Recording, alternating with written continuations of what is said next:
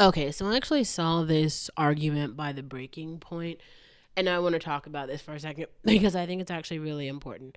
Um, for me, in my family, I will go back to this. So my mom is a Black American, my dad is Ethiopian. Okay, so obviously Ethiopia is in Africa, but America is America, and so on my mom's side, we are the descendants of American chattel slavery. So there are people in my family who were actual slaves. Slavery and blackness and anti-blackness affects my family very, very heavily. Like, we definitely understand it. No one in my family, in my personal family, has ever been a doctor. Never. So growing up, I didn't know any doctors. I knew a lot of rich people, but no doctors. Like, we didn't have any friends of the family who were doctors who could, talk to me about what it's like to be a pre-med student or a post-med student. Just nothing. The only thing I had when I thought I wanted to be a doctor was the internet. I had Google. And in all the spaces that I went, in every internship and every volunteer experience, to put it into context too, at this point, I think I've got 10,000 hours or something of volunteer hours in the hospital where I tried all different types of rotations. I've seen so many different types of doctors. I've talked to them. I know so much now. I have all this insider knowledge, but I don't want to be a doctor anymore. And now, one of the major reasons that I don't want to work in, I choose not to work in fields like medicine or engineering, is because there are too many white and Asian people who are racist to work in those fields, and I just can't I literally start to get physically sick, and my mental health goes way, way, way down when I'm surrounded by them. It's mentally taxing and so exhausting that I cannot personally live a life in America where I practice in those fields. I'm not speaking for anyone else here. I'm only speaking for myself. Okay. I do think there's a lot of other black people, oh, not a lot, but there are a few other black people who have different experiences. Like, they don't see this. This is not something that impacts them. I'm not speaking for them. I don't know their story. Go watch their channels. I can only speak for myself.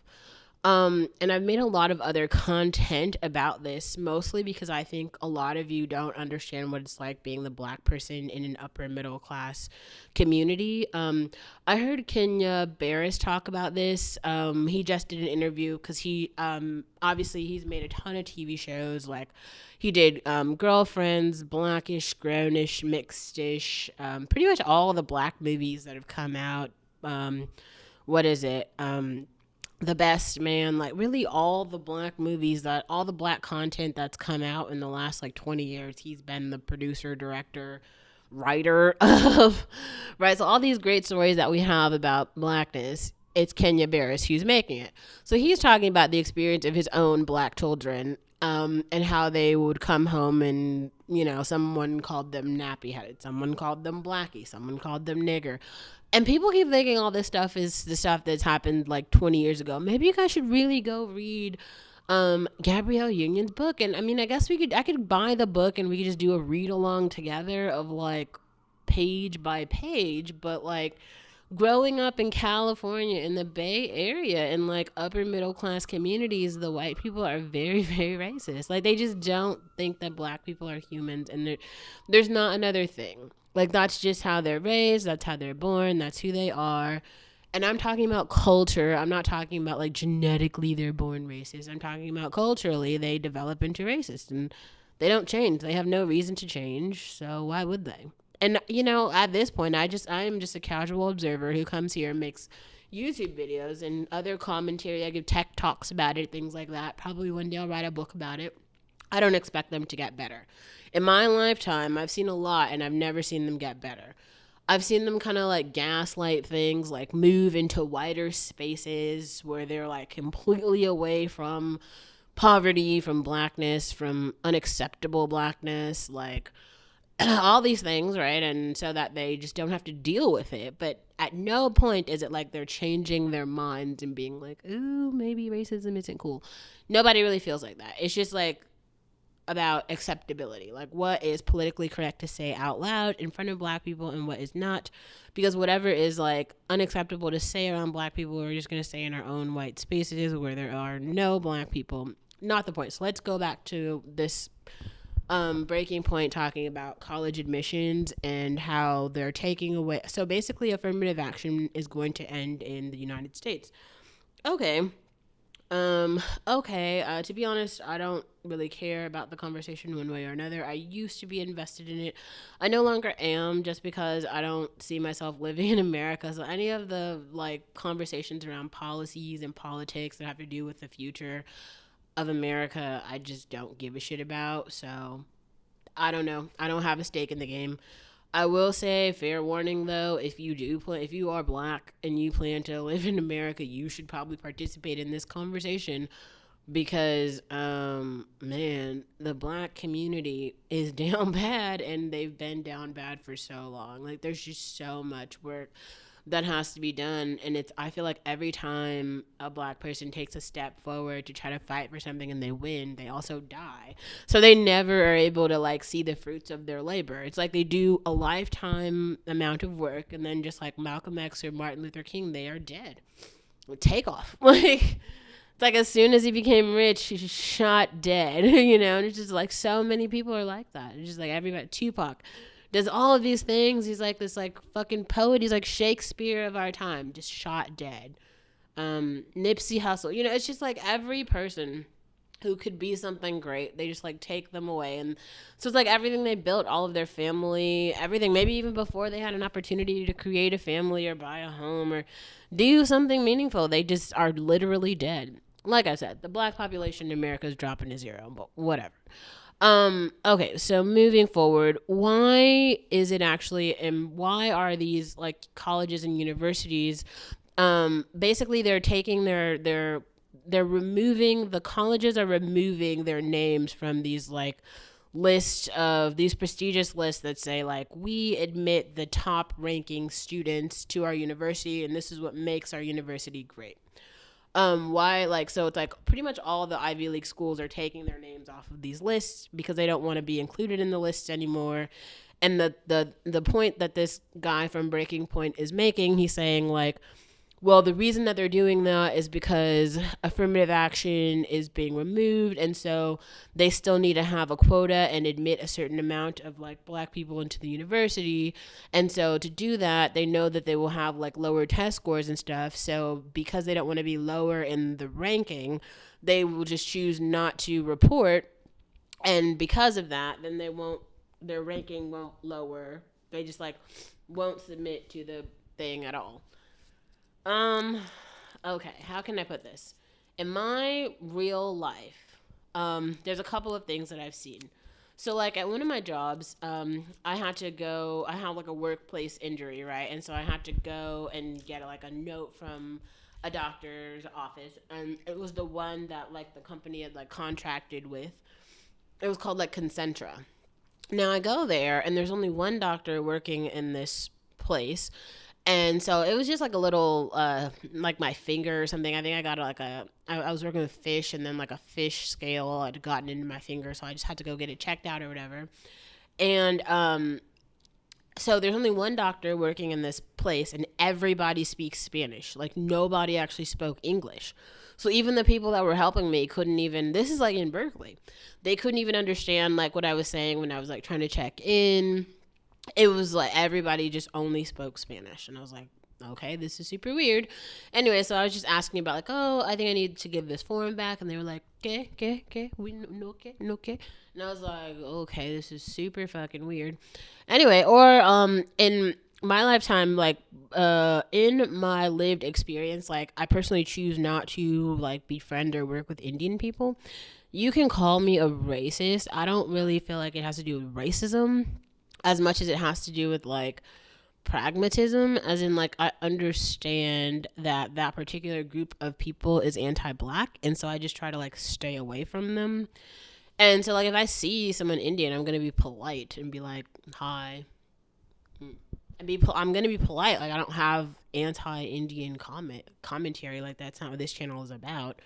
But at the same time, like, I definitely am familiar with like anti-black commentary channels coming from Indian people and the Asian community specifically, Where, I mean, that's a thing that's really funny. Like, a lot of Asian communities are about this, like, model minority trope. So many of them go into, like, engineering, dentistry, and medicine. And so, but you got to remember, they're only like, aren't they like 5 or 6% of the population, the American population at this point?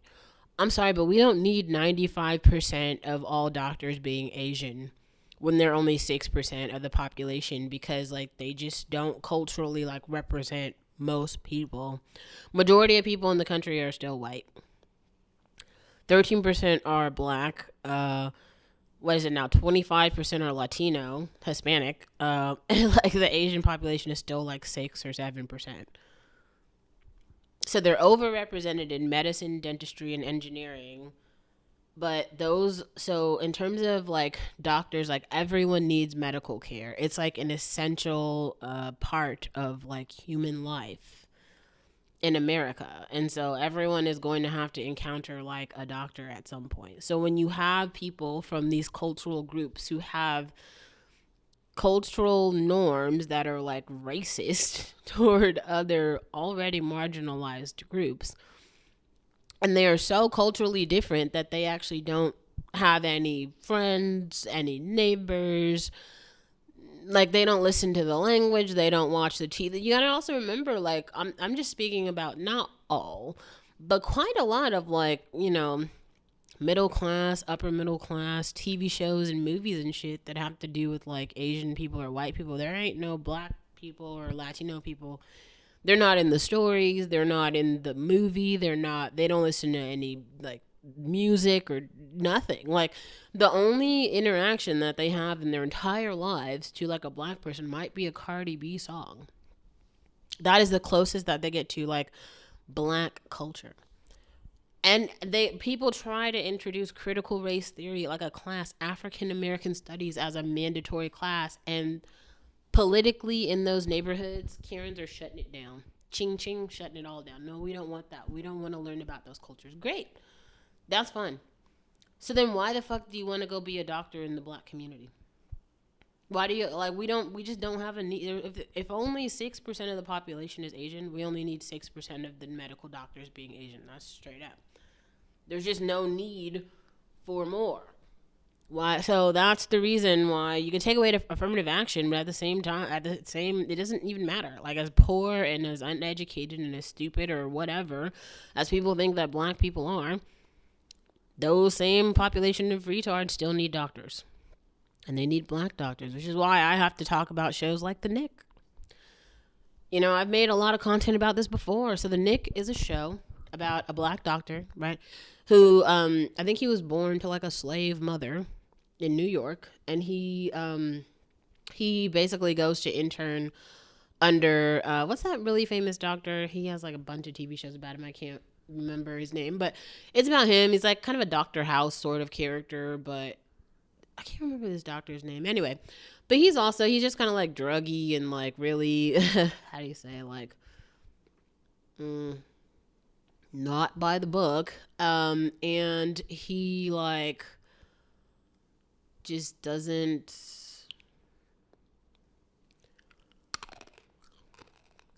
really like other people, but he really does like medicine.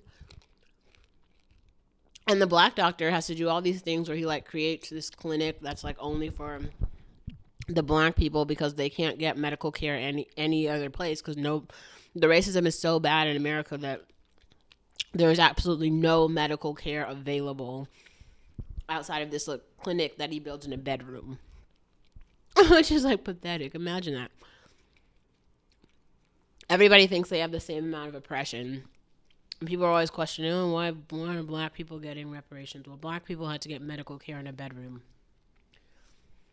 in the 1930s and 40s and 50s and 60s. Wasn't until like the 2000s people finally started getting access to shit, and they still really don't. So if you're wondering why we really have these questions, America's racist. Maybe they're trying to get better, but they're not there yet. Anyway, so this dude, he's like super concerned. Oh, it's not fair. Oh, it's not fair. Oh, things aren't fair. Oh, fair. We deserve because of our test scores. Let me break something down for you. If you grow up in a family of doctors, they can give you all of this insider knowledge to help accelerate your path to becoming a doctor, right? Like little Benny, Camille's son. We've already given him a straight path to becoming a robotics engineer. He's got every book, every manuscript. He's got the code. He's got the mentors. He's got everything. He's going to be a great roboticist. He probably, if he wants to, he will. Because he knows everything. We know everything. I work for Facebook and Camille's work for Google. Like, are you joking? Who's going to be smarter? You guys can't compete with us. You think you can? Because YouTube. No, you can't. And don't think just because your LinkedIn profile says that you were a sales rep at Amazon that you're as smart as the robotics engineer at Google X. It ain't the same thing, bitch. It ain't equal. Anyway, people at Harvard, MIT, UPenn, and everywhere else know this. Now, why is this important? Well, some of you who are familiar with my third Finstagram account have seen Dr. Nate.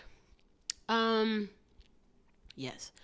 Dr. Nate is McSexy. He's like a whole yummy McSexy. I will put my thirst trap video here where you can go explore some of the content I made about Dr. Nate. Dr. Nate is extra sexy. Dr. Nate is extra African. Dr. Nate is going to have some black children who are going to live in America somewhere. And he's got like networks of black doctors. There's so many of them. They all know each other. They all have all these stories and a really great understanding of racism in America. That's another thing I think that's so funny. Like, a lot of you guys thought, like, just because the black Americans who've experienced the racism firsthand are not benefiting from those, like, affirmative action spots, that nobody took them. But the people who took them kind of didn't really need them. Like, Dr. Nate, I think he graduated from Harvard or either Boston, like a really great school. Then he went to another great school. Now he works at a really great hospital, and he's like a osteoplastic surgeon or something. Like, I mean, the affirmative action or not the affirmative action, he was going to be a great doctor. Betty the doctor, her too. Like, these are all really, really smart people who are going to make it with or without affirmative action. But also, you guys have to remember, that's a very small, it's like we see them and they're like highly visible because they've got TikToks and Instagrams and YouTubes and shit. But also, like, those people aren't choosing to go work in like the ghetto. They're going to go work in like Seattle, Manhattan, Boston, other places that like Vanderbilt, maybe, like other places that are like really nice to live and where they can raise families and be middle class in the same way that they grew up. Right?